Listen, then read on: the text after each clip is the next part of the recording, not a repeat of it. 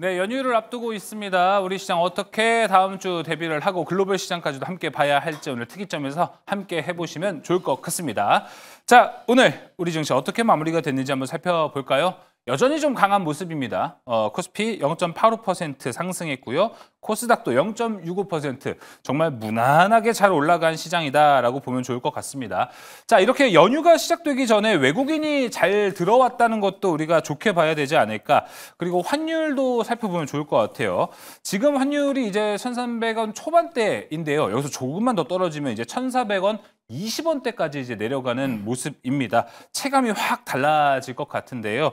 그래서 그런지 현재 코스피를 봤을 때는 삼성전자 그리고 하이닉스를 제외했을 때 코스피의 수준은 2,600에서 2,700 사이로 우리는 좀 평가할 수 있는 수치다라는 이야기도 나오고 있습니다. 현재 우리 시장 좋습니다. 어떻게 좀 대비해야 될지 2월도 역시 또 다른 호재와 악재들이 있는데 어떻게 대비해야 되는지 이야기 나눠보도록 할게요. 자, 오늘 함께할 매니저부터 소개하도록 하겠습니다. 금요일 멤버 나왔습니다.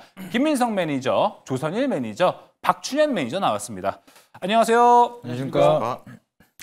자, 연휴를 앞두고 있는데 오늘 우리 시장 무난하니 좋았던 것 같습니다. 긍정적인 한 줄 평들도 나오지 않을까 싶습니다. 먼저 김민성 매니저님 어땠습니까? 네, 본격 시작은 설 연휴부터 이렇게 좀 한 줄 평을 말씀을 드렸고요.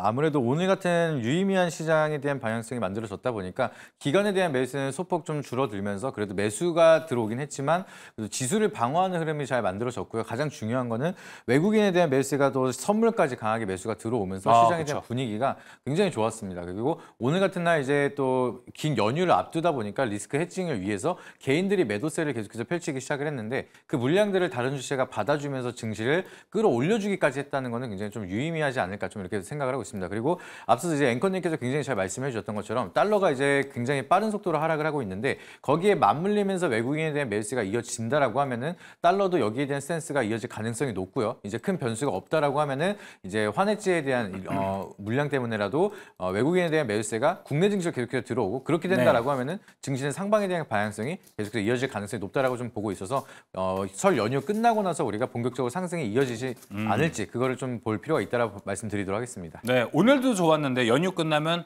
더 좋을 수 있다. 오늘 많은 분들이 세뱃돈 벌었다라는 이야기도 많이 하고 있는데 세뱃돈 이후에 더 많은 용돈도 버셨으면 좋겠습니다.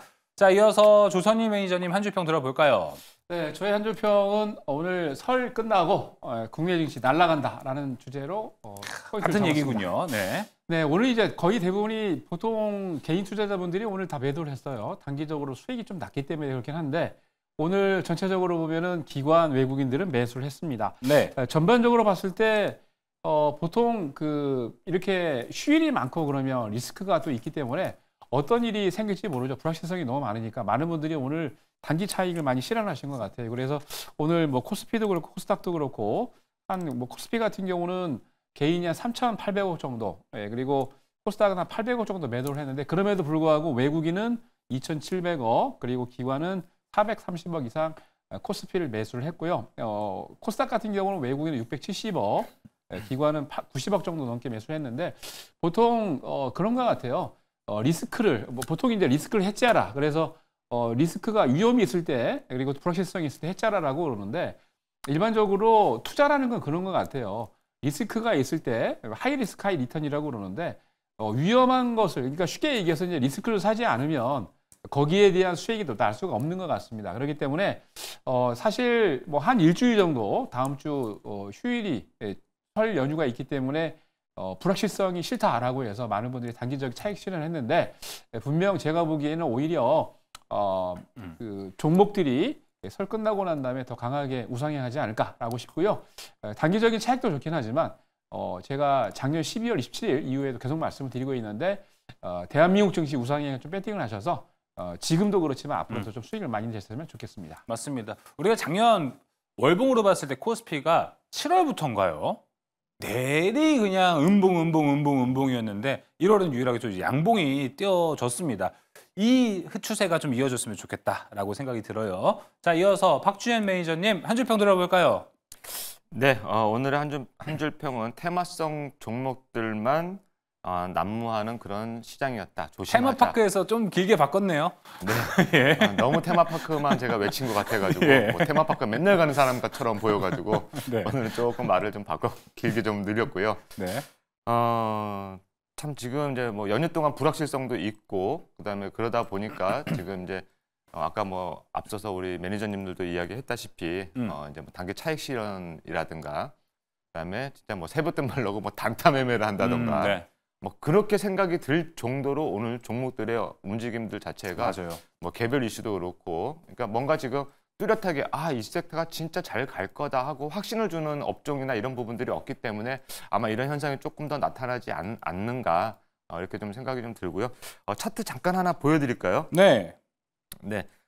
손오공이란 종목의 일봉 차트입니다. 일봉 차트 여러분들 어떻게 보이시나요? 여기 지금 보시면 이게 다 윗골입니다. 윗골이가 뭐냐면은 이만큼 오늘 1170원, 79원까지 올라갔다가 종가는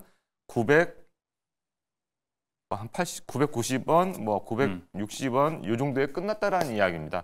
요거 제가 시청자 여러분들 이렇게 보실 때는 그냥 뭐 그게 어때서라고 말씀하실 수 있는데 제가 분봉을 하나 보여드릴게요. 1분봉 차트. 자, 오늘의 1분봉 차트입니다. 자, 1분봉 차트를 여기 앞부분에 이제 오전에 한번 확 올랐다 끝난 것 같은데 지금 거의 뭐 한 900원대부터 시작해가지고 1,100원대까지 거의 지금 한 16%가 올랐다가 그리고 또 밑으로 밀어붙였죠. 이 캔들 하나가 1분봉입니다. 지금 1분봉 차트거든요.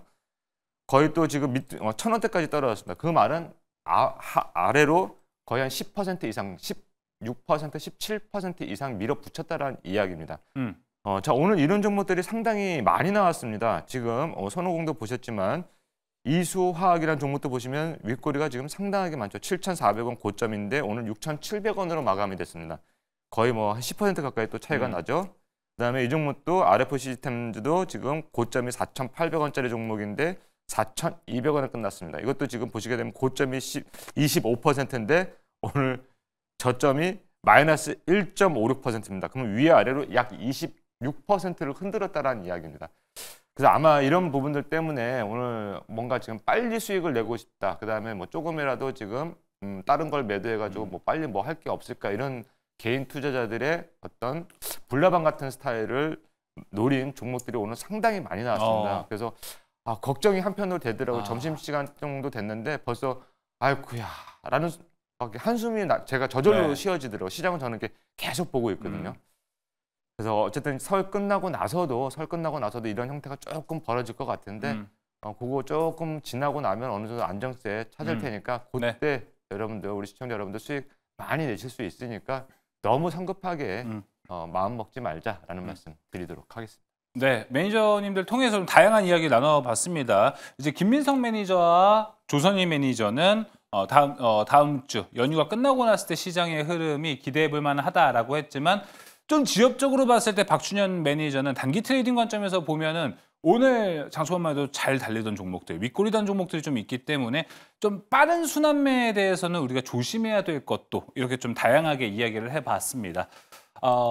아직은 사실 모릅니다. 다음 주 시장 진짜 어떻게 될지는 뚜껑을 열어봐야 알 수가 있는데 우선은 다음 주 전망, 다음 주 우리 어떤 전략 좀 가져가야 될지는 첫 번째 특이점에서 확인해 보시면은 딱 어떤 대비가 필요하구나라고 아실 것 같습니다. 자, 바로 들어가 보겠습니다. 오늘의 첫 번째 특이점 지금 열어주시죠.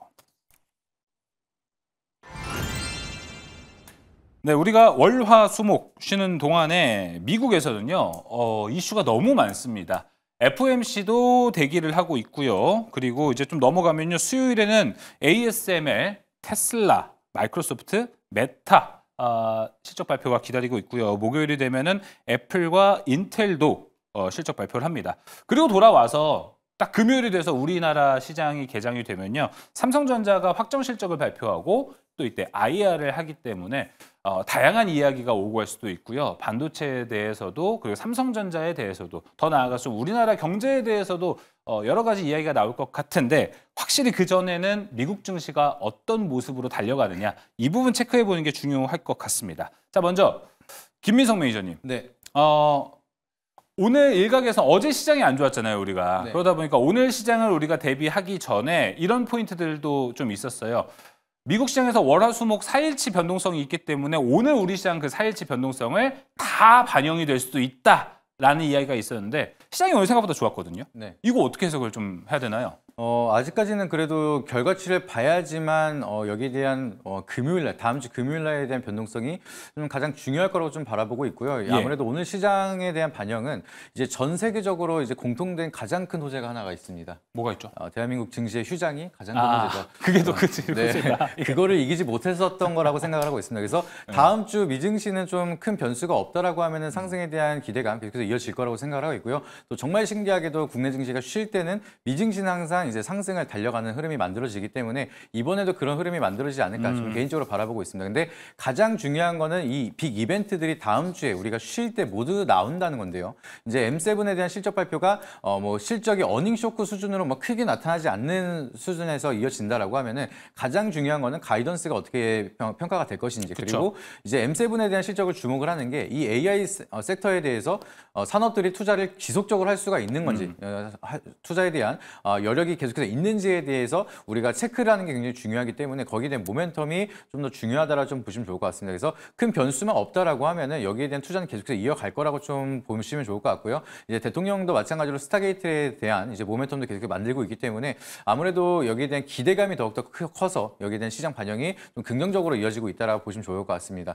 그리고 이제 FOMC 같은 경우에도 여기에 대한 금리 동결 가능성이 워낙 크게 이어지고 있다 보니까 여기에 커다란 변수는 없을 거라고 좀 바라보고 있기 때문에 다음 주 일정의 빅 이벤트는 많지만 크게 우리가 걱정할 만한 구간의 이벤트도 마땅치 않다. 그렇기 때문에 우리는 네. 크게 걱정할 상황은 아니다라고 좀 해석이 되고 있다라 보시면 좋을 것 같습니다. 알겠습니다. 그러면은 뭐 실적과 FOMC 두 가지 갈래가 있는데 FOMC부터 같이 얘기를 해볼까요, 김민석 매니저님? 네.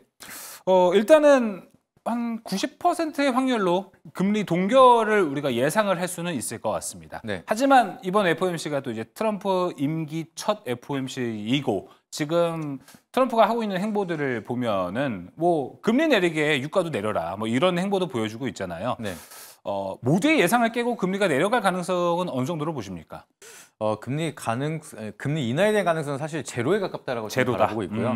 지금 트럼프 대통령은 굉장히 바쁩니다. 지금 할 게 너무 많아가지고 이것저것 약간 이런 말 해도 되는지 모르겠는데 일단 던져놓고 본다라고 좀 생각을 하고 있거든요. 예. 그래서 대통령 취임을 하기 전에도 이제 자기가 대통령이 되면은 러시아랑 우크라이나랑 이제 휴전을 할 거다. 뭐 그렇게 계속해서 어필을 하다가 그래서 뭐 새로운 변화가 있을까 기대를 많이 했었는데 이번에 또 얘기가 나온 게 휴전 안 하면은 이제 관세를 때리겠다. 또 이렇게 얘기를 하면서 그동안의 스탠스 그대로 또 다시 한번 트럼프가 트럼프를 하고 있는 상황입니다. 그렇기 때문에 이번에도 그냥 이제 금리나 해라 이런 식으로 얘기를 해놓고 나서 사실상 이게 뭐 미국 경제가 이제 말 한마디로 다 움직일 수는 없는 상황이기 때문에 세계 경제에 대한 영향을 줄 수 있는 상황이라서 이 말 한마디로 금리 인하에 대한 사이클이 이어지진 않을 거라고 좀 바라보고 네. 있고요. 그걸 증명하는 게 이제 IR법에 대해서 폐지를 하겠다고 얘기했지만 이제 거기에 미국 내에서도 반발이 굉장히 많아서 거기에 대한 폐지까지는 가지 못했었던 것처럼 이번에 마찬가지로 갑작스럽게 금리 인하를 해라라고 한다 하더라도 이거에 대한 좀 최종 결정은 대통령이 있지만 모든 절차적으로는 이제 독단적으로 할 수가 없는 그쵸. 상황이기 때문에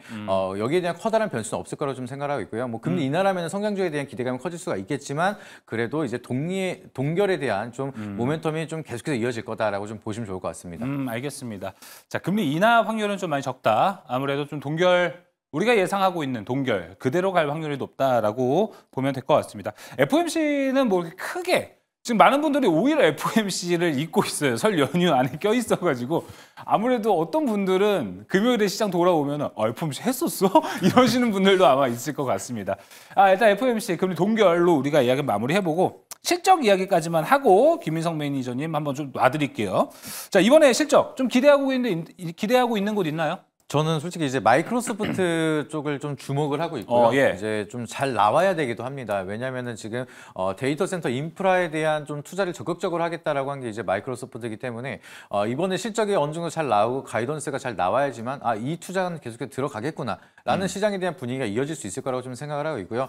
우리가 다들 잘 알고 있는 것처럼 애플에 대한 실적은 지금 뭔가 크게 가이던스를 상회하거나 수정할 수 있는 그런 방향성은 아직 나오지 않고 있기 때문에 여기에 대한 빅테크를 주도할 수 있는 상징적인 의미를 만들어내는 거는 뭐 테슬라도 아니고요. 이제 메타도 아니고 마이크로소프트에 대한 모멘텀이 좀 더 굉장히 중요하다. 우리가 엔비디아가 시스템 반도체에 대한 모멘텀의 상징적인 역할이었다라고 하면은 전반적으로 이제 데이터 센터라든지 AI 인프라에 대한 투자에 대해서 모멘텀을 끌고 갈 수 있고 올라갈 수 있는 산업이 굉장히 많은 게 마이크로소프트이기 때문에 마이크로소프트가 이번 실적이 잘 나와야지만 국내 증시에서도 움직일 종목들이 굉장히 많다라는 점. 그렇기 때문에 마이크로소프트에 대한 실적 그리고 가이던스 그리고 여기에 대한 방향성 IR까지 우리가 좀 지속적으로 체크할 필요가 있다라고 보시면 좋을 것 같습니다. 네, 누가 뭐래도 일단 마이크로소프트 여기가 좋아야 국내 특히나 우리 시장이 많이 반영되어 있습니다. 데이터 센터, AI 반도체 모두 좀 아우를 수 있는 게 마이크로소프트이기 때문에 마이크로소프트의 실적을 눈여겨보고 있는 김민성 매니저입니다. 자, 이어서 주선희 매니저님. 네. 자, 애플도 우리가 쉬는 주간 안에 네. 실적을 발표합니다. 네, 맞습니다. 근데 애플이 요즘 그 애플이 아닙니다. 그렇죠.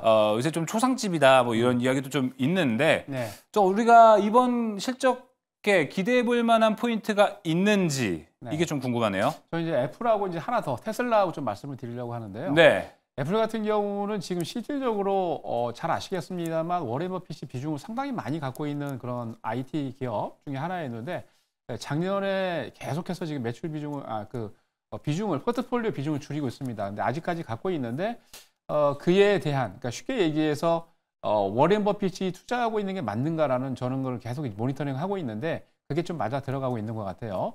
근데 중요한 것은 이제 삼성도 S25를 조만간 출시를 합니다. 그래서 실질적으로 굉장히 퍼포먼스가 나는 지금 AP를 쓰고 있기 때문에 굉장히 고가의 폰인데도 불구하고 굉장히 저렴하게 판매를 하겠다라고 어제 오늘 발표를 했죠.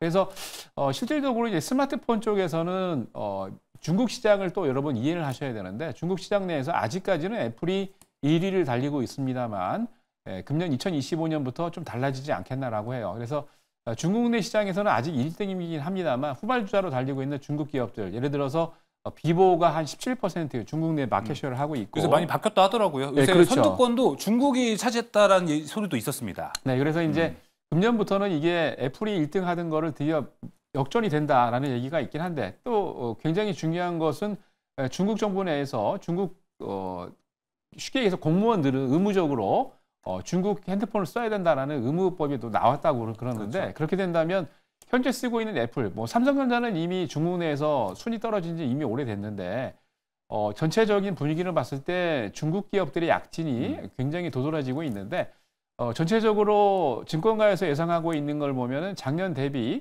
애플의 판매 실적은 그래도 그럼에도 불구하고 3% 이상 작년 대비 증가할 것이다라고 그러는데 앞으로 2025년도 같은 경우는 조금 그 추세가 떨어질 것 같습니다. 거기다가 굉장히 중요한 거는 지금 사실 우리가 이제 온 디바이스 AI를 얘기를 하면서 들고 다닐 수 있는 AI 쉽게 얘기해서 이제 핸드폰, 스마트폰을 얘기를 하고 있는데 삼성전자도 그렇고 지금 미국의 애플 같은 경우에도 마켓 쉐어가 점점 줄어든다면 중국 기업의 마켓 쉐어가 늘어나면서 앞으로 스마트폰 시장에서도 상당히 변혁이 일어날 것 같습니다. 그렇기 때문에 애플의 매출은 기본적으로 이제 애플 스토어나 애플 뮤직에서 지금 많이 나고 있다고 하기 때문에 거기는 증가하고 있는 추세이긴 합니다만 스마트폰의 성장 여력에 따라서 굉장히 이게 달라질 것 같아요. 전 세계 판도가. 그래서 그 내용을 포커스를 잘 맞추시면서 중국 내에서 그리고 앞으로 그 스마트폰 기기의 매출을 여러분들이 잘 판단을 해보시고요. 두 번째는 이제 테슬라입니다. 테슬라 같은 경우는 작년에 3분기 때 4분기 넘어오기 전까지 우리나라 분들이 가장 많이 투자한 기업 중에 하나죠. 현재도 지금 많은 분들이 테슬라를 아직까지 보유하고 계시긴 한데 중요한 것은 테슬라의 실적이 굉장히 예상치를 하회하거나 우리가 예상하고 있던 수치에 잘 나오지 않고 있습니다. 그렇기 때문에 많은 분들이 걱정을 하고 계시는데 사실 이번에 그 10월 달이죠. 보통 이제 그 대선 기간 동안에 그 테슬라의 CEO가 뭐 잘 아시겠습니다만 그 뭡니까 이번 대통령에게 많이 지원을 해서 거기에 대한 반사이익을 받으면서 테슬라 주가도 단기간에 급등을 하기 했는데 중간중간에 지금 나오는 거는 앞으로 이제 실적인 것 같아요. 실적 여하에 따라서 얼마 전에도 뭐 실적 가이던스를 하회하면서 주가가 좀 많이 빠지긴 했었습니다만 가장 중요한 것은 그 테슬라의 신형차를 팔아서 인도하는 인도분이 얼마 정도 늘었냐라는 걸 모니터링하고 있는데 전체적으로 봤을 때 점점점 인도하는 분량이 감소하고 있다는 추세인 것 같아요. 근데 네. 중요한 것은 현재 신형이 또 나왔죠. 모델 Y가 또 나왔는데 맞아요. 그 모델 Y가 상당히 예전보다는 좀 비싸지 않은 가격으로 지금 원래도 이제 저가형으로 나오긴 했습니다만 굉장히 이제 저렴한 가격으로 나왔다 그러는데 이게 전 세계에서 얼마나 팔릴 것인가가 주요 관심사고 그리고 이제 가장 중요한 거는 미국이나 다른 지역에서는 괜찮은데 중국 지역 같은 경우는 많은 분들이 의심을 하고 있는 게 중국에서는 미국 기업을 상당히 특히 이제 테슬라를 견제하고 있을 것이다라고 그러는데 사실 테슬라의 일론 머스크는 작년에도 그렇고 직접 중국을 방문해서 시진핑을 만나서 독대를 냈습니다. 그러면서 이제 상하이 지역하고 일부 지역에서 FSD 자율주행 관련해 가지고 이제 그 내용을 따냈고 그래서 중국 내에서도 지금 자율주행을 계속해서 지원을 하면서 테스팅을 하고 있는데 앞으로 중국 내에서 그리고 북미권하고 다른 지역 제외하고 유럽이나 아시아권에서 얼마 정도의 인도량이 늘어났냐 줄었냐에 따라서 테슬라의 주가가 많이 움직일 것 같습니다. 거기다가 사실은 테슬라의 키포인트는 이전에도 여러분들에게 말씀을 드렸습니다만 자동차 회사라고 생각하시면 안 됩니다. 원래 전력기기 회사예요. 상당히 많은 부분을 또 전력기기에서 매출과 영업이익을 올리고 있는데 그 전력기기 쪽에서도 여러분 포커싱을 하면서 많이 관심을 가지고 수치를 한번 따져보시기 바랍니다. 네, 알겠습니다. 네, 테슬라까지 이야기 좀 들어봤습니다. 자, 그렇다면 박준현 매니저님, 네. 우리가 쉴 때 뭐 이렇게 실적, FOMC 다양한 이야기 나눠봤는데 또 눈여겨보고 있는 또 이슈 뭐 이런 거 좀 있습니까? 눈여겨보고 있는 이슈가 하나 있기는 있습니다. 뭐가 있죠? 네. 이건 좀 많이 알려지지 않았는데 더 좋아요. 네, 아랍헬스라고 아랍헬스? 네. 중동? 네, 두바이에서 지금 오. 열리는 행사입니다. 그러니까 여기에서 지금 우리나라 날짜로 보면 27일 날 열립니다. 그러니까 다음 주 월요일인데요. 네. 4일간 열립니다. 근데 이 아랍헬스에서 지금 이제 AI 의료 쪽 기업들이 우리나라에서 좀 참여를 합니다. 뭐 루닛이라든가 그다음에 뷰노 이렇게 우리나라 대표적인 의료 그쵸. AI 쪽인데 이쪽에서 지금 만약에 참여를 한다라고 해서 만약에 뭔가 좋은 결과치를 낸다라고 하게 되면 우리가 명절 이후에 그쵸. AI 쪽을 조금 더 눈여겨봐야 되는 그런 부분들이 있고 그다음에 어제 말고 그저께 정도 될 것 같습니다. 그러니까 그저께 정도에 지금 우리 그 AI 관련주들 우리나라 국내에 있는 의료 AI 쪽 종목들이 일부 조금씩 움직였었거든요. 온코세미코부터 시작해서 네. 그렇다면은 아마 기대감이 조금 있지 않을까. 그래서 뭐 여러 가지 지금 뭐 M7이라든가 여러 가지 뭐 실적 발표, FOMC 회의 등등등도 있지만 제가 봤을 때는 뭐 어마어마하게 뭐 어닝 서프라이즈라든가 뭐 진짜 뭐 어닝 쇼크 정도가 나오지 않는다라면은 예상치를 큰 범주 내에서 벗어나지만 않는다면 우리나라 국내 증시에는 좀 약간 미미하지 않을까 네. 이렇게 좀 생각을 해보기 때문에 아마 좀 가파르게 움직일 수 있는 업종이라면은 아랍헬스 쪽이 아닐까 그쵸. 이렇게 말씀드리도록 하겠습니다. 근데 저도 좀 아랍헬스 처음 들어봐가지고 막 찾아봤는데 와 올해가요 50주년이라고 합니다. 전통이 있는 행사이기도 네, 하고 우리가 좀 쉽게 생각해 볼 수 있는 거는 여기서 뭐 우리가 JP모건 헬스케어에서 기술 수출을 했다라고 했을 때 호재가 되는데 네. 여기서 기술 수출을 한다? 오일몬이 들어온다? 이거 무시 못하겠다라고 좀 생각이 들어서 의료 AI 한번 관심 있게 보는 것도 좋지 않을까 생각이 듭니다. 자 이렇게 종합적으로 이슈들 살펴봤습니다. 그렇다면은 여기와 관련해서는 우리가 뭐 어떤 섹터를 좀 바라봐야 될지도 좀 궁금한데 그래서 그런지 반도체 이야기만 한번 해보도록 하겠습니다. 아까 이제 김민성 매니저가 마이크로소프트 좀 집중해보자라고 이야기했어요. 네. 지금 뭐 이제 설 연휴가 끝나고 반도체주들은 물론 그 실적에 따라 움직이긴 하겠죠. 네. 근데 요즘은 확실히 하방은 좀 탄탄하다라는 생각은 듭니다. 네. 어떻게 좀 보고 계신가요? 저는 굉장히 좀 지금은 하방에 대한 압력보다는 상방에 대한 기대감이 더욱더 크다라고 좀 바라보고 있고요. 제가 저번 주부터 좀 넌지시 말씀을 드리기 시작을 한 게 사실 레거시를 좀 보자라고 좀 말씀을 드리고 있습니다. 지금 대부분 이제 기판이라든지 여기에 대한 좀 모멘텀을 좀 주목하시는 내용들은 많이 없다 보니까 좀 언급이 잘 안 되고 있는데 사실 오늘 같은 경우에도 그리고 간만에 또 기판 관련주들이 좀 반등이 나오기 시작을 했고요. 네, 말씀 중에 네. 죄송합니다. 김민석 매니저 심택 장난 아니던데요? 네, 예. 심택 말씀드렸죠. 굉장히 추억의 종목이라고 말씀을 드렸는데 와. 이럴 때 우리가 보셔야 된다라고 항상 말씀을 드립니다. 그래서 제가 이제 바라보고 있는 거는 지금 업황 자체가 이제 상반기까지는 이제 디램이라든지 낸드 가격이 떨어질 거라는 건 다들 알고 있습니다. 그렇기 때문에 거기에 대한 가격이 다 반영이 되어 있는 지금 자리라고 말씀을 드렸고요. 이제 전방이 나타나기 시작을 한 게 AI 기능이 탑재된 PC라든지 핸드폰에 대한 수요가 늘어나기 시작을 한다라고 하면은 CPU에 대한 모멘텀도 다시 한번 커질 수밖에 없고요. 그렇게 된다라고 하면은 디램이라든지 낸드에 대한 수요, 이제 기존에 있었던 DDR4에 대한 가격도 다시 한번 상승할 수가 있습니다. 그리고 여기에 맞물려서 삼성전자나 SK하이닉스는 이제 재작년과 마찬가지로 감산에 대한 가능성도 지금 넓혀가고 있는 상황이기 때문에 가격이 안정이 된다? 그렇다라고 하면은 그동안에 있었던 메모리 반도체에 대한 모멘텀이 업황도 바닥이고 주가도 바닥이라서 회복에 대한 이제 하반기부터에 대한 실적 개선에 대한 기대감이 미래의 프리미엄을 먼저 당겨오면서 좀 강세를 그렇죠. 보여줄 수가 있다라 좀 보고 있기 때문에 시스템 반도체 너무나 좋습니다. GPU에 대한 모멘텀도 굉장히 좋지만 저 같은 경우에는 지금 같은 구간에서 다시 한번 반도체를 우리가 접근을 한다 그러면은 기대 수익률도 높고 리스크가 굉장히 덜한 그리고 바닥에서 더 빠질 구간이 없는 네. 디램이라든지 이제 레거시 쪽에 대한 모멘텀을 체크해 보는 게 어떨까 이렇게 보시면 좋을 것 같습니다. 예, 알겠습니다.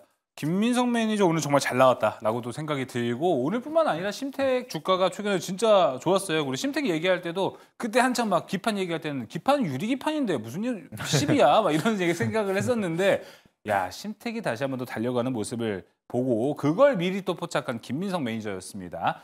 자 그럼 심택 같은 종목도 기다려 봐야겠죠? 김민석 매니저님 바로 좀 종목 압축해 보도록 하겠습니다. 어디를 좀 보고 계신가요? 네, 최근 들어서 또 갈 듯 말 듯 하다가 또 이제 흐름을 바닥을 다지고 있는 폴라리스 오피스 종목을 좀 이제 체크를 다시 한번 하고 있습니다. 이제 네. AI 인프라에 대한 확대가 된다라고 하면 사실상 이제 최근 들어서 움직이고 있는 게 뭐 제주 반도체, 심택 이런 모멘텀들이 다시 한 번 더 움직이기 시작을 하는 게 결국에는 온 디바이스 AI에 대한 이제 시장 개화에 대한 기대감이 형성이 되면서 다시 한번 실적 기대감을 움직이고 있는 건데 폴라리스 오피스 같은 경우에는 오피스 AI에 대한 모멘텀을 가지고 있기 때문에 온 디바이스 AI에 대한 모멘텀이랑 같이 움직이는 경향이 있습니다. 그래서 지금 주가도 최근 들어서 반등이 나타나다가 단기적인 조정이 만들어지고 있는데 폴라리스 오피스 같은 경우에는 테슬라에 대한 자율주행 기능에다가 오피스 AI를 탑재를 한다라고 얘기를 하고 있기 때문에 이것도 마찬가지로 온디바이스 AI에 대한 모멘텀 이어질 수가 있을 거고요. 그리고 상반기부터는 이제 온디바이스 AI의 이제 PC에 대한 기능이 탑재가 돼서 판매가 많이 된다라고 하면은 마찬가지로 폴라리스 오피스 기능이 탑재가 되면서 수요가 많이 늘어날 수가 있다 보니까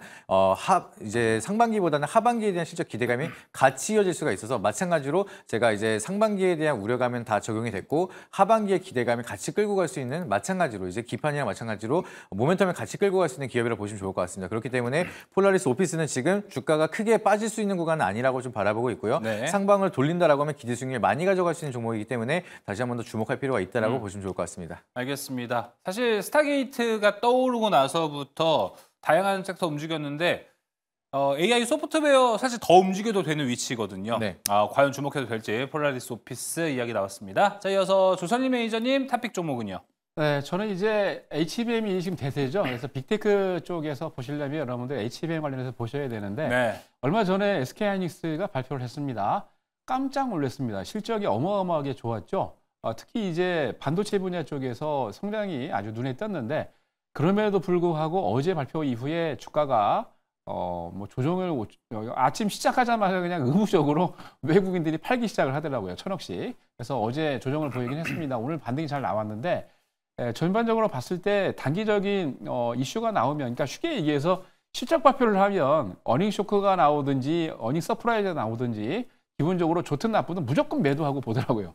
세론 뉴스, 좋은 뉴스면은 세론이고 나쁜 뉴스면 봐라 그럴 줄 알았다 하고 매도를 하는 것 같은데 제가 보기에는 SK하이닉스 아직 갈 룸은 남았는데 HBM 쪽의 매출이 늘어나면서 이제 디램 쪽도 이제 굉장히 많이 늘어났는데 중요한 것은 HBM 관련해서 올해 실적 성장률이 더 좋을 것이란 말이죠. 그래서 사실 전체적으로 봤을 때 HBM에서 가장 이슈화가 되고 문제되는 게 미국이 이제 엔비디아도 블랙웰의 발열 문제 때문에 굉장히 문제됐었는데 HBM에 이 열이 나는 거를 잡지 못하면 사실 유리기판이 지금 바로 상용화돼 가지고 나오는 게 아니기 때문에 조금의 이제 차이가 있죠. 그 차이 동안에 기존에 있는 기판으로 버텨야 되는데 그러기 위해서는 지금 이 액침 냉각이 필요하다고 생각을 합니다. 그래서 작년 같은 경우에도 액침 냉각 좀 많이 말씀을 드렸는데 단기적으로 급등을 했다가 올해 조정 참 많이 했습니다.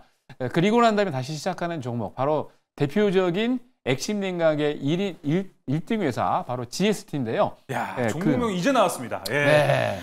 이 얘기를 하기 위해서 지금 서론을 좀 길게 했습니다. 네. GST 같은 경우는 여러분 아시겠습니다만 우리나라뿐만 아니라 전 세계적에서도 액심 냉각 1위입니다. 1위 기업인데 실적뿐만이 아니고 앞으로 성장성이 있기 때문에 단기적으로 조정을 하고 난 다음에 주가가 좀 올라오긴 했어요. 네. 15,000원, 그러니까 이게 지금 작년에 8월까지 13,000원대까지 떨어졌다가 지금 올라오긴 했습니다만 충분히 올라갈 수 있는 룸이 있다라고 보여지고요. 앞으로 액심 냉각 같은 경우는 HBM이 성장하면 성장할수록 같이 성장할 수 있는 그런 업종물이다 보니까 GST 관심 있게 지켜보시기 바랍니다. 맞습니다. 발열 이슈 해결하기 위한 액침 냉각 GST 이야기 들어봤습니다. 반도체 쪽 순환매 보면요. 액침 냉각도 한번 돌아올 때 되지 않나 이렇게 또 생각이 듭니다. 자, 박준현 매니저님 종목 한번 들어볼까요? 네, 저는 어차피 지금 뭐 HBM 쪽 반도체 장비 최근에 뭐 호황기를 맞고 있습니다. 뭐 방금 우리 조선일 매니저가 이야기해 주셨지만 어제 뭐 SK 하이닉스 트리플 크라운을 달성했다라는 소식도 제가 본 것 같고요. 그렇지만 네. 그래서 지금 저 같은 경우는 이제 테크윙이라는 종목을 한번 준비해봤습니다. 예. 제가 최근에 뭐 몇 번 말씀을 좀 드렸던 종목 중에 맞아요. 하나인데 여기에 지금 집중하고 있는 이유는 뭐냐면 이제 테스트 검사 장비를 만드는 기업인데요. SK 하이닉스에 납품도 하고요. 그다음에 인텔에 납품하기도 하고 또 마이크론 쪽에도 납품을 하는 기업이다. 맞습니다. 이렇게 말씀을 좀 드리도록 하겠습니다. 그래서 기본적 베이스는 이렇게 끌고 가면 된다. 이렇게 좀 깔고 이렇게 말씀을 좀 드리고요. 차트를 한번 보시면은요. 일봉 차트를 한번 제가 보여드리도록 하겠습니다. 자, 지금 저점 부근을 잘 다졌습니다. 저점 부근을 좀 다졌고 작년 초 가격대보다는 조금 이제 올라와 있는 그런 부분도 보이지만 단기적으로 지금 7만 원에서 지금 3만 원대까지 조정을 받고 3만 원대부터 지금 4만 9천 원이면은 아직 그렇게 시세를 분출했다라고 좀 볼 수가 없겠죠. 그렇다면은 지금 상승까지 1차 목표가를 잡는다라고 하면은 이 6만 5천 원 구간입니다. 근데 지금 4만 9천 원대니까 6만 5천 원이면 뭐 주당 한 1만 5천 원 정도 뭐 수수료 빼고 이거 빼고 저거 차프 떼고 한 1만 5천 원 정도 남는다라고 볼 수 있는데 그게 마음에 든다라고 하면 지금부터 어느 정도 분할 매수 관점으로 좀 지켜보면 되지 않을까. 그리고 네. 여기 한 가지만 잠깐 더 말씀드리면은요. 만약에 나는 길게 가기 싫다, 뭐 변동성도 있고 하기 때문에 길게 가기 싫다 하시는 분들은 여기 바로 그러니까 이 매매 투자 전략이 바로 나와 있습니다. 한 4만 4천 원 정도. 요 라인이 지금 어떻게 보면은 지지 라인입니다. 요게 고점과 저점이 만나는 부분이라서 요거를 깨면 지금 한 3만 원까지 내려갈 수 있는 상황이 되거든요. 그러니까 요 투자 전략이 명확하게 나와 있어요. 그러니까 손절가, 목표가가 명확하게 나와 있기 때문에 기존의 기본적 분석상, 매크로상 베이스를 깔고 나면은 뭐 지금 기술적 분석상으로도 나쁠 것이 없기 때문에 매수 못할 이유가 없다. 이 정도면 저렴한 시세다. 이렇게 말씀을 좀 드리도록 하겠습니다. 네, 박준현 매니저의 종목은 테크윙이었습니다. 자, 첫 번째 특이점 여기서 마무리하고요. 이어서 두 번째 특이점 넘어갑니다. 두 번째 특이점 열어주시죠. 화성 갈 거니까 자, 화성에 성조기를 꽂는다라는 트럼프의 발언과 함께 자, 우주항공주들도 계속해서 잘 달려가고 있고요. 사실 이제 미국에서 많이 달렸기 때문에 우리나라도 좀 현재 좀 따라가는 그런 경향이 있지 않나 이렇게 좀 생각이 듭니다. 이런 측면에서 봤을 때 박준현 매니저님, 자, 우주항공주들은 아직 국내 시장에서는 좀 테마성이 아직 짙기는 합니다. 그런데 이렇게 좀 이슈몰이도 됐고 일부 이제 방산까지 좀 되어 있는 우주항공주들은 실적까지 좀 받쳐주긴 하거든요. 테마성을 좀 이제 테마의 끼를 뺄 수가 있을까요? 스멀스멀? 끼를 뺀다라기보다는 저는 그냥 이렇게 생각하고 싶습니다. 모든 업종과 섹터는 네. 테마로부터 시작을 한다. 아, 그렇죠. 네, 전기차도 뭐 2016년도, 17년도만 하더라도 야, 전기차 그거 테마야. 뭐 실적 나오겠어. 앞으로 뭐 10년, 20년 걸린다는데 뭐 그 당시에도 그런 이야기 상당히 많았었거든요. 어쨌든 간에 지금 이제 불 붙기 시작할 때 같이 동참하면 되지 않을까라는 생각도 좀 해보고요. 뭐 화성에다가 성조기를 꼽는다라고 했는데 우리도 조금 더 먼 곳에다가 네. 태극기를 한번 꼽아봤으면 하는 소망도 있습니다. 화성 다음이 어디죠? 수금지화 목성. 목성. 어. 목성에다 태극기를 꼽자라고 하면은 진짜 그때 어마어마한 이슈가 될 것 테마가 같아요. 아니죠. 자, 어쨌든 지금 오늘 캔코 에어로스페이스가 우주항공 기업입니다. 근데 오늘 한 26% 상승을 했습니다. 26% 상승을 했는데 가만히 그 기업을 들여다 보니까 이 아이는 실체가 있더라고요. 실체가 있다라고 말씀을 드리는 이유가 뭐냐면 지금 트럼프 대통령이 미국 내에서 물건을 생산 안 하면 제품을 생산 안 하면 관세를 어마어마하게 때리겠다. 맞아요. 이렇게 이야기를 했습니다. 그런 상태에서 화성에다 성조기까지 꽂겠다. 네. 라고까지 이야기를 했는데 아이쿠야 참 죄송합니다. 네, 만평이 나왔어요. 죄송합니다.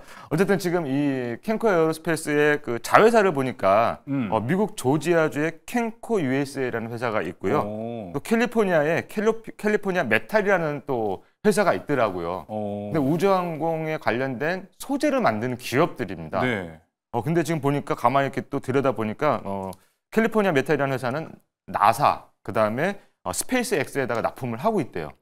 그리고 조지아주에 있는 캔코 USA 같은 경우는 로키드 마틴사, 그다음에 보잉사 이렇게 지금 우리가 이름만 대도 굵직굵직한 뭐 우주항공 기업들, 항공사들 이런 쪽에다가 지금 소재를 납품을 뭐 실질적으로 하고 있다. 근데 중요한 거는 물량이 지금 어마어마하게 몰린다라고 합니다. 물량이 몰려가지고 그 캔코 에어로스페이스도 마찬가지지만 계속 증설.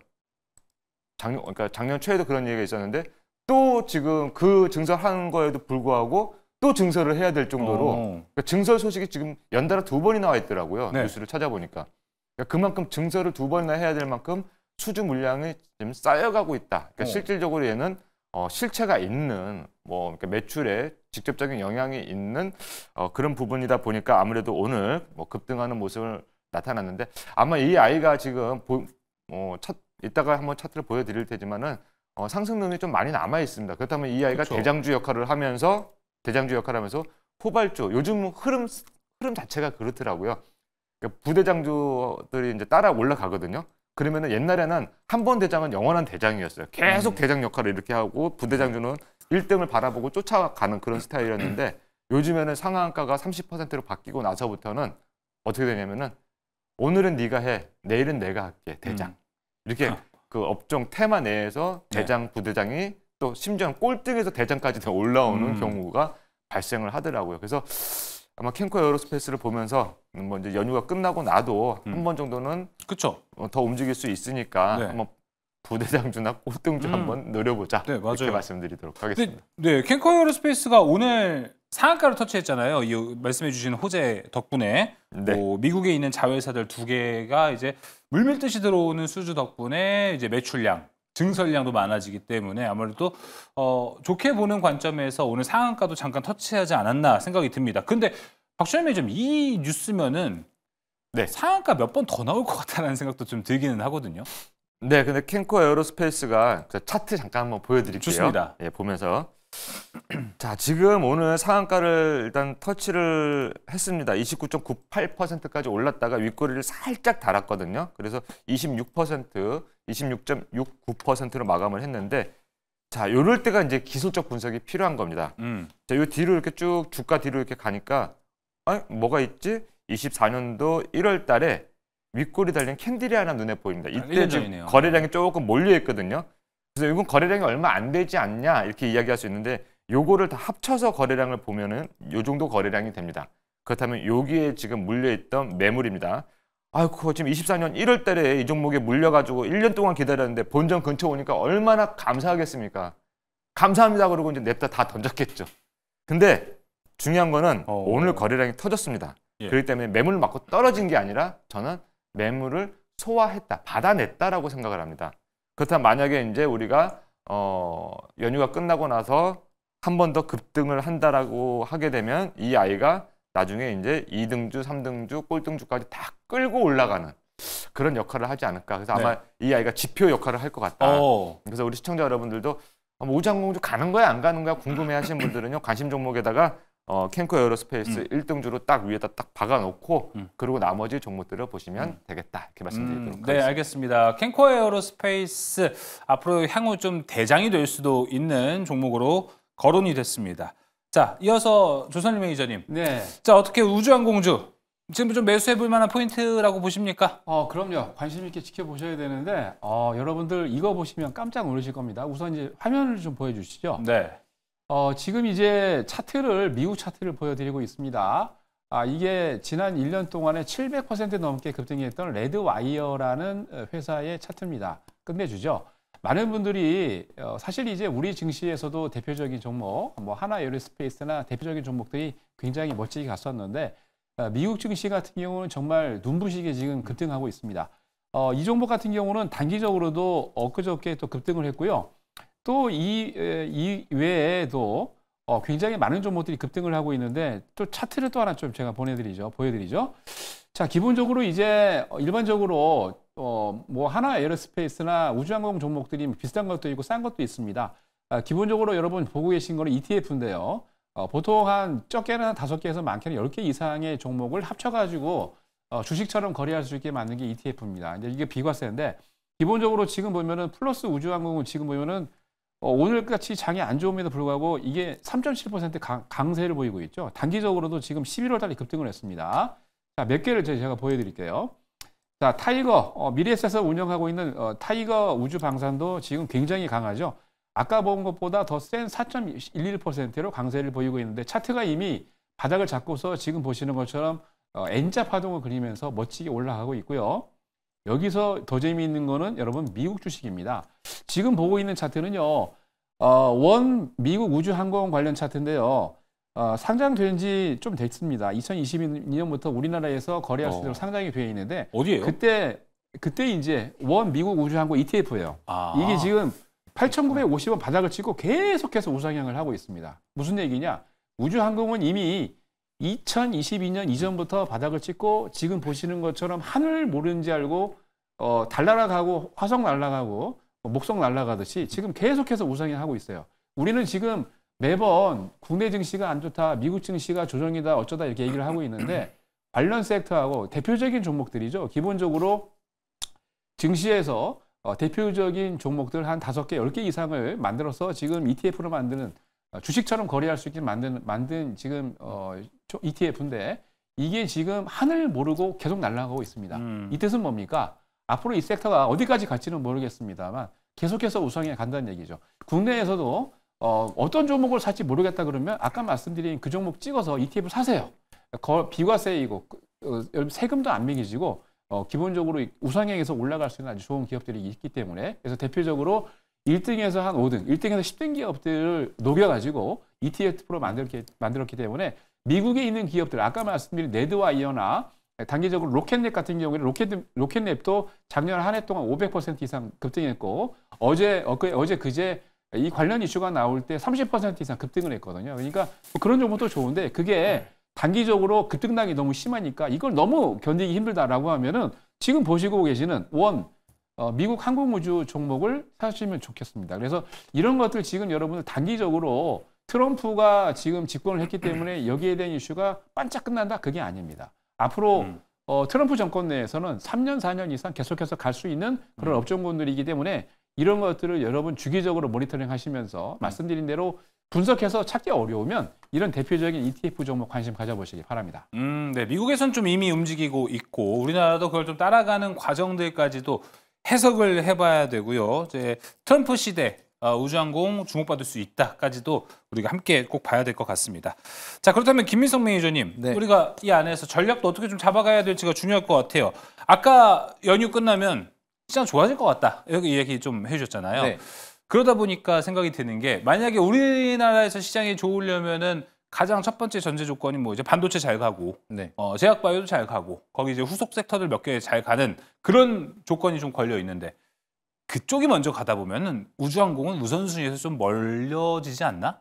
라도 생각이 들긴 하거든요. 저는 또 아니라고 좀 보고 있습니다. 오. 왜냐하면 우리가 또 주목을 할 수가 있는 게 이제 6G가 또 마침 저궤도 위성에 대한 통신망을 사용을 하기 때문에 여기 그렇죠. 맞물리는 게 굉장히 많습니다. 그래서 결국에는 이제 위성을 많이 띄워야 되는데 그렇게 된다라고 하면 우주항공 산업에 또 이제 수혜를 받을 수 있는 그런 기업들도 굉장히 많고요. 그리고 우주항공 산업에서 이제 기술 개발에 대한 모멘텀은 계속해서 들어가고 있기 때문에 정부에서도 여기에 대한 기술 개발 지원금 예산이 계속해서 편성이 되고 있습니다. 그러면은 이제 국가 차원에서도 계속해서 지원을 하고 있는 산업은 우리가 생각하는 것 이상으로 굉장히 또 빠르게 성장을 할 수가 있기 때문에 거기에 대한 모멘텀을 본다라고 하면은 충분히 우리가 시장에서 부각을 받을 수가 있고 또 맞물리는 섹터가 많다라고 하면은 거기 순환매에서 같이 연달아서 상승을 하게 된다라고 하면 우리가 또 생각보다 강한 시세가 이어질 수 있을 거라고 보고 있습니다. 그리고 그러네요. 이제 실체가 그래도 어느 정도 있다라고 볼 수가 있는 게 이제 우주청에서 내년 예산을 봤을 때는 이제 9,649억 가량을 확정을 지었다라고 얘기를 하고 있습니다. 그래서 이 금액이 이제 큰지 작은지 비교해서 설명을 드리면은 미국에서 양자 기술을 이제 개발을 하는데 9,000억을 이제 투자를 한다라고 합니다. 근데 미국에서 9,000억을 투자를 하는데 우주항공은 한국에서 9,600억 이상을 이제 투자를 한다라고 하고 있으니까 예산 측면으로는 적지 않은 금액을 이제 투자를 하고 있다는 거죠. 그렇기 때문에 정부 차원에서 예산을 계속해서 편성을 하고 있고 이제 많은 기업들이 여기에다가 돈을 이제 계속해서 투자를 하고 있고 스페이스X도 국내 기업이랑 그렇죠. 계속해서 모멘텀을 같이 만들어오고 있다 보니까 여기에 대해서 실적이 실질적으로 찍히고 있는 기업들이 늘어나고 있다는 겁니다. 그렇게 된다라고 하면은 단순히 테마성으로 보는 게 아니라 이 기업에 대한 멀티플 자체가 성장을 하고 있기 때문에 그러면 시세가 좀 더 강하게 이끌어갈 수 있는 기업들이 분명히 있어서 그런 종목을 좀 잘 체크를 한다라고 하면은 좀 좋은 기회를 많이 가져갈 수가 있지 않을까 이렇게 바라보고 있습니다. 네, 알겠습니다. 말 그대로 진짜로 우주항공주가 여기저기 엮여 있는 테마들이 몇 개 있어요. 진짜 위성, 통신도 되고요. 방산까지도 엮여 있기 때문에 여기가 올라가다 보면은 좀 건드려지면서 올라가는 종목들도 나오지 않을까 싶습니다. 자, 그러면 종목 바로 압축해 보도록 할게요. 박준일 매니저님 종목 들어볼까요? 네, 저는 컨택이라는 종목을 좀 관심주로 컨택. 한번 준비해봤습니다. 자, 지금 컨택 같은 경우는 지금 지상국 설계, 구축, 운영을 하는 토탈 솔루션을 제공하는 기업이다 이렇게 말씀을 좀 드리도록 하고요. 네. 차트를 보면서 말씀을 좀 드릴게요. 아마 그게 제일 나을 것 같습니다. 가장 중요한 거는 지금 이제 이렇게 우주항공에 관련된 기업들이라든가 이런 섹터가 좀 움직이고 있는데 얘는 25,000원짜리가 지금 11,000원대까지 실질적으로 1년 만에 거의 한 반토막 주가가 지금 나 있는 그런 상태입니다. 이렇게 나 있는 상태에서 지금 저점을 조금씩 높여가고 있습니다. 그렇다면은 추세 자체만 놓고 본다면은 상승 추세로 접어들고 있구나. 그리고 저점 부근에서 이게 지금 저점 부근이죠. 저점 부근에서 거래들이 조금씩 붙고 있습니다. 자, 이럴 경우에는 만약에 여기서 거래가 한번 붙어만 준다면은 하방보다는 상방으로 갈 수 있는 이런 하방보다는 상방으로 갈 수 있는 확률이 더 높기 때문에 일단 저는 늘 항상 여러분들께 이야기 드리는 게 주식 투자는 현 주가를 사는 게 아니에요. 그러니까 시세를 산다라고 항상 말씀을 드리거든요. 그러니까 좋은 기업이 저렴한 시세에 있을 때 사둬야지 큰 낭패를 안 봅니다. 네. 그렇다면 지금 컨택인 25,000원짜리였던 종목이 지금 10,000원대에 움직이고 있다면은 어떻습니까? 여러분들이 보시기에도 시세 자체는 저렴해 보이죠. 그리고 지금 우주항공주들 뭔가 움직인다라고 하네? 그럼 거기 관련주가 컨택이야. 그러면 요 정도면 한번 사볼만 하겠다. 아직 뭐 크게 움직인 것도 없고 거래량 조금씩은 들어오는데 아직 뭐 거래량이 크게 터진 것도 없고 오늘 46만 주 정도 거래됐거든요. 그렇다면 지금 정도면은 조금씩 분할 매수해둘만 하겠다. 이런 관점에서 보신다면은 아마 초보자들도 쉽게 접근할 수 있지 않을까 이렇게 정리를 해드리도록 하겠습니다. 부담스럽지 않은 위치에 있습니다. 컨택 박준현 매니저와 컨택을 컨택했습니다. 이어서 자 조선일 매니저님. 재밌네요. 네. 작년에 이제 여러분들 11월 달에 추천드리고 5일 만에 50% 하루에 10% 이상 급등을 드렸던 바로 이제 한화 시스템 가지고 나왔습니다. 그렇죠. 한화 시스템은 여러분들 이게 우습게 보시면 안 됩니다. 작년 5월 달 같은 경우는 미국의 필라델피아에 있는 필리 조선소 인수할 때 하나오션은 40%, 하나 시스템이 60%에 투자하면서 이게 조선주하고 엮여 있고요. 좀 있으면 미국에서도 이제 트럼프가 많은 또 수주를 딸 거 아니겠습니까? 거기에 대한 수혜를 받고 있는데 거기다가 방산도 있습니다. 그렇죠. 방산 시스템도 있고요. 그리고 방산에 들어가는 많은 제어기를 이 하나 시스템이 구축해서 많은 기업들에게 지금 주고 있고 그리고 우주항공이나 여러 가지 것들도 있는데 기본적으로 이제 우주항공 시스템에 들어가는 제약이나 여러 가지 것들도 하나 시스템에서 만들고 있습니다. 차트가 예술이죠. 작년 11월 14일 날 5일 만에 이거 50% 수익을 드렸던 거예요. 여러분 추천드려갖고 엄청나게 급등했다가 조정을 잘했죠. 2만 원대까지 떨어졌다가 2만 8천 원까지 40% 정도 올라왔는데 기관이나 외국인들이 계속해서 매수를 하고 있고 제가 봤을 때는 시간이 조금 인터벌이 좀 있으면은 이 종목이 굉장히 강하게 올라갈 것 같습니다. 그래서 앞으로 아까 말씀드렸던 2개, 3개 업종군에서도 강하게 다 엮여져 있기 때문에 그렇게 된다면 뭐 방산 또는 우주항공 그리고 이 조선 쪽에도 다 연관이 되어 있는 그런 기업 아니겠습니까? 이런 기업들 매출이 좋을 수밖에 없습니다. 한화 시스템 관심 가져보시기 바랍니다. 네, 알겠습니다. 우주항공, 방산, 조선 다 갖고 할 수 있는 것 하나 시스템 이야기했고요. 김민성 매니저님. 네, 저는 세트랙 I 종목 이제 좀 좋게 보고 있습니다. 이제 한화에 대한 모멘텀을 좀 같이 보고 있는 것 같은데요. 여기에 대한 최대주는 한화 에어로스페이스이기 때문에 우리가 레인보우 로보틱스가 로봇 기술에 대한 모멘텀으로 올라가기보다는 이제 삼성전자가 레인보우 로보틱스를 통해서 지분을 투자하고 그쵸. 여기에 대한 자본금을 통해서 좀 더 빠르게 치고 나갈 수 있는 기대감이 커지기 시작을 하면서 좀 강한 시세를 보여주기 시작을 했습니다. 세트랙 I도 마찬가지로 한화 계열사가 지분을 가지고 있기 때문에 한화에 대한 좀 자본력을 가지고 좀 더 이제 우주항공 산업에 대한 먼저 선두를 갈 수 있는 그런 모멘텀이 이어지지 않을까 좀 이렇게 바라보고 있어서 좀 우선적으로 우리가 바라볼 필요가 있다라 보시면 좋을 것 같고요. 그리고 개별 동사에 대한 모멘텀만 보더라도 좀 모멘텀이 굉장히 많습니다. 지구 관측에 대한 시스템을 공급을 하거나 아니면 이제 송수신에 대한 이제 위성과에 대한 연결 솔루션을 이제 공급을 하고 있는 기업인데 여기에 대한 매출액 수주 잔고도 계속해서 늘어나고 있습니다. 그래서 아직까지 남아있는 수주 잔고가 5,417억 가량이 남아있기 때문에 꾸준하게 실적에 대한 가시성도 계속해서 높아질 수밖에 없는 상황이라 보시면 좋을 것 같고요. 여기에 대해서 한화에 대한 이제 모멘텀까지 같이 이어진다라고 하면은 좀 더 대장 역할을 좀 강하게 시세 분출을 기대해 볼 수가 있는 종목이라서 좀 가장 관심 있는 종목이다라 보시면 좋을 것 같습니다. 네, 알겠습니다. 한화 모멘텀도 갖고 있습니다. 세트랙 I 함께 보셨고요. 두 번째 특이점 마무리하겠습니다. 세 번째 특이점 지금 넘어갑니다. 열어주시죠. 자, 그리고 조선도 또 달려가고 있는 모습. 이번에는 LNG를 통해서도 같이 간다고 합니다. 조선주 외에도 이제 트럼프 LNG 정책과 관련해서 수혜를 볼 수 있는 종목들이 다양해질 것이라는 관측이 나오고 있습니다. 대표적으로 에쿼티 가스전이 여기에 좀 들어가는데요. SK 이노베이션, 포스코 인터내셔널이 국내 관련주로도 현재 거론이 좀 되고 있습니다. 조선희 매니저님 먼저 가보겠습니다. 네. LNG도 LNG인데 뭐 이제 에쿼티 가스전 이게 뭡니까? 네, 우선 이제 LNG 에쿼티 가스전도 중요한데 그 전에 이제 왜 LNG인지를 여러분 접근하실 수 있어야 됩니다. 왜냐하면 네. 기본적으로 여러분들 트럼프 정권이 들었으면서 트럼프가 가장 먼저 얘기했던 게 석유하고 기존에 이제 바이든 정부에서 마지막으로 쐐기를 박았던 게 미국 영토 내에 있는 유전에서 앞으로 이제 기름하고 석유하고 가스를 영구적으로 이제 추출하지 못한다라고 했는데 그거를 이번에 바로 대못을 뽑아버렸습니다. 트럼프가. 자, 근데 오늘 또 우리 주가를 보면은 LNG 관련된 종목이 거의 대부분의 그 뭡니까 주식 관련 종목, 특히 조선업 종에서 거의 대부분의 종목들이 조선업 종군이 조정을 했는데 하나오션이 10% 이상 급등을 했어요. 그게 LNG선 관련 종목이거든요. 자, 근데 방금 앵커께서 질문하셨던 이 그 에쿼티 가스전이라는 거는 에쿼티라는 건 간단하게 얘기해서 에쿼티가 원래 뭐 여러 가지 뜻이 있습니다만 주식 관련돼서 얘기할 때는 에쿼티가 보통주란 얘기예요. 주식, 보통주. 그리고 이제 가스전이 붙었기 때문에 가스전 지분을 가지고 있다는 뜻입니다. 가스전 주식을 가지고 있다는 뜻이에요. 그러니까 에쿼티 가스전이라는 거는 어떤 가스전에 있는 지분을 가지고 있는 회사라는 얘기를 하는 겁니다. 그래서 그렇죠. 일반적으로 우리가 지금 직접적으로 아까 말씀드린 LNG가 왜 중요하냐면 아까 트럼프 정권에서 LNG 쪽을 이제 방점을 찍고 있는데 LNG 같은 경우는 사실 석유를 떼가지고 화력 발전을 일으키면은 너무나 많은 공해가 나기 때문에 이게 문제가 되거든요. 그러니까 LNG는 석유보다 더 공해가 더 적기 때문에 여기에 대한 포커스를 맞춰가지고 LNG를 쓰자는 입장이고 이 에쿼티 가스전을 갖고 있는 기업들이 우리나라에 몇 개 있습니다. 아까 말씀하셨던 SK 이노베이션하고 바로 포스코 인터내셔널인데 미얀마.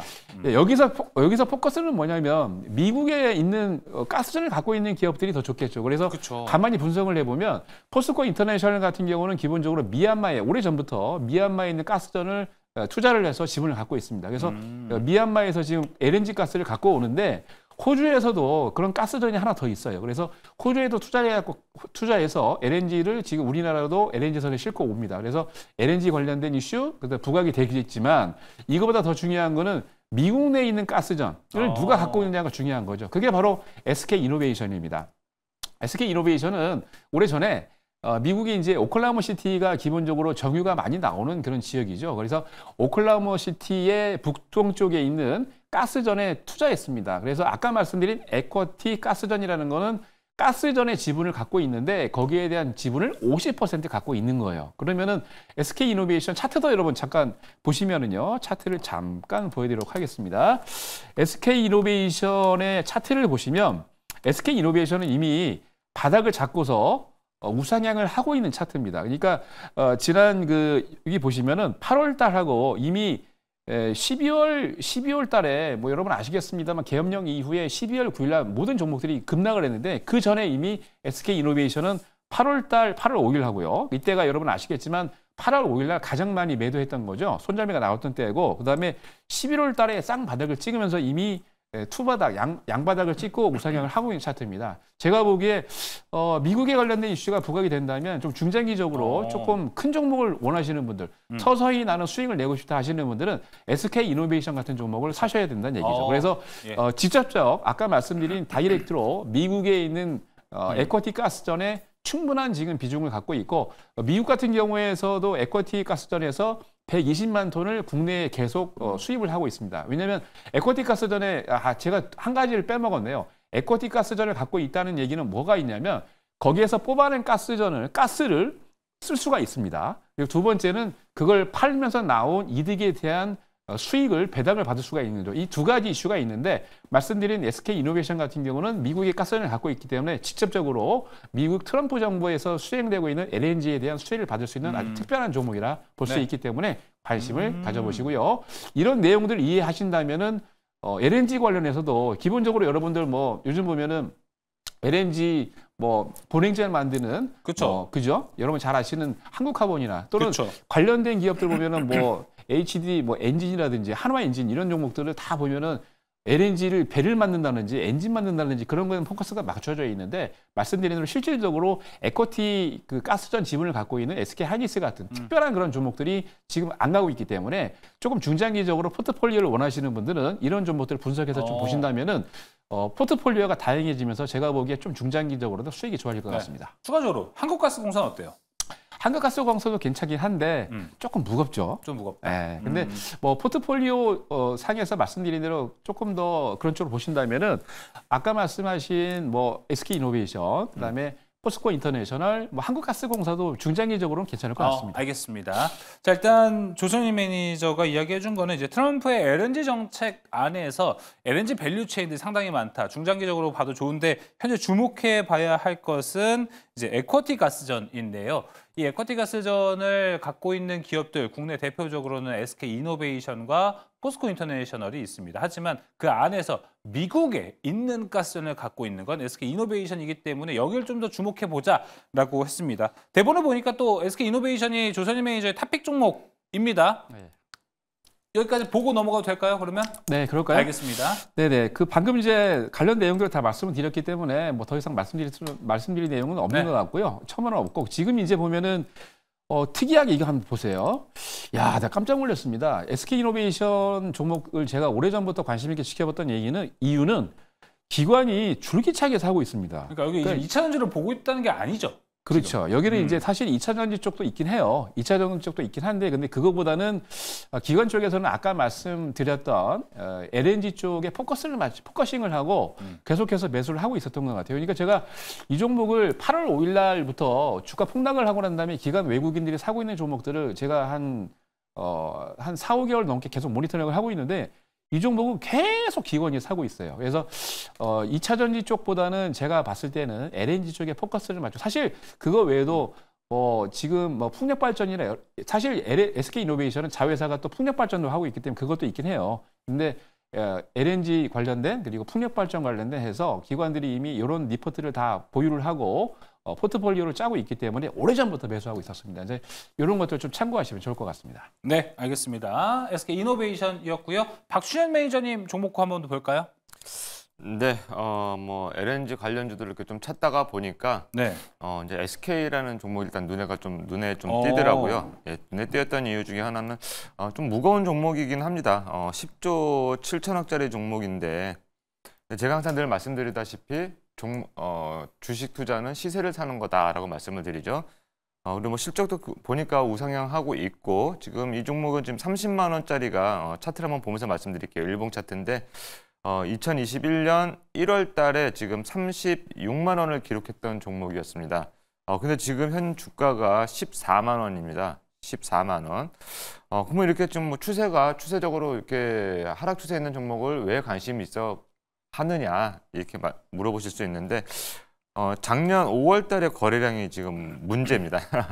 이걸 왜 제가 문제라고 이야기를 하냐면은 너무 수상하다라는 이야기죠. 이 거래량이 지금 300만 주 거래량이 터졌고 290만 주 거래량이 터졌고 그다음에 180만 주, 165만 주. 자, 이렇게 차트를 이렇게 줄여서 보면은요. 거의 뭐 최근 몇 년 내에 전례 없던 거래량이 발생을 했습니다.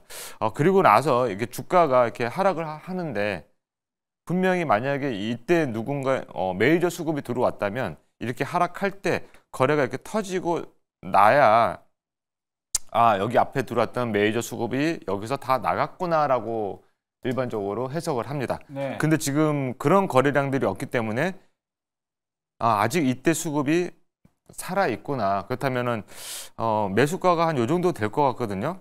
한 16만 원 선에서 18만 원 선 정도 된다라고 봤을 때 아마 이 이상은 보내야 아마 여기 이때 들었던 메이저 수급이 나가지 않을까. 그렇다면 이렇게 좀 저렴한 자리에 있다면은 아까도 말씀드렸다시피 조금 뭐 언제가 될지는 저는 정확하게는 잘 모르겠습니다. 하지만 이 수급이 한 번만 터져주면 얘는 지금 하방보다는 상방 쪽으로 갈 수 있는 확률이 더 많기 때문에 뭐 중장기적으로라도 조금 내가 묵혀둘 수 있는 좀 기간적으로 여유가 있는 돈이 있다라고 하면 지금 정도 이런 대형주들 조금씩 밑에서 매수해 두면은 좋지 않을까라고 네. 해서 SK 오늘 관심주로 가져와 봤습니다. 알겠습니다. SK와 SK 이노베이션 대본을 보니 김민석 매니저는 없음으로 해서 바로 이제 매니저들과 함께 소통할 수 있는 창구 어디 있는지 안내를 해드리도록 하겠습니다. 김민석 매니저님 어디로 갈까요? 네, 네이버 밴드에 김민석 검색하시게 되면 제가 운영하고 있는 밴드가 있습니다. 오늘 LNG 관련돼서 제가 말씀을 안 드렸는데 제가 어떤 시선으로 좀 보고 있는지 궁금하신 분들은 밴드 오시면은 자세하게 알려드리도록 할 테니까 오셔가지고 인사이트 참고하시길 바라도록 하겠습니다. 알겠습니다. 자, 김민석 매니저의 오피니언, 의견이 궁금하다. 밴드로 가시면 좋을 것 같고요. 이어서 조선 매니저님. 네, 저는 이제 네이버 밴드에서 조선일하고 검색하시면 많은 정보를 드리고 있습니다.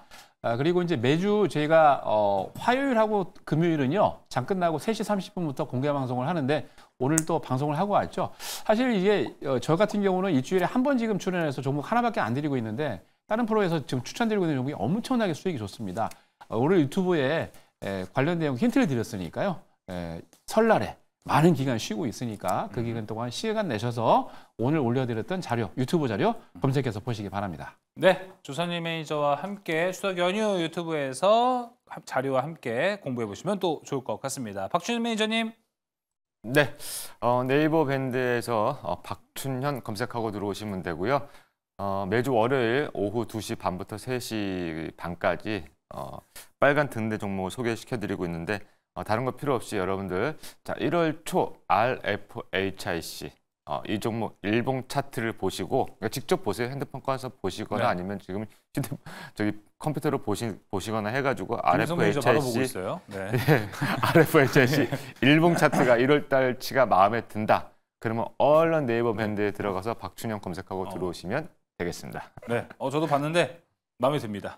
바로 가야 될 것 같습니다. 또 박춘현 매니저와 함께 하시고 싶은 분들은 또 RFHIC 마음에 드신다면 함께 보시면 또 좋을 것 같습니다. 자, 세 분과 함께 소통할 수 있는 창구 안내해 드렸습니다. 특이점 여기서 마무리하도록 하겠고요. 이어서 특별한 포트 대결로 이어집니다.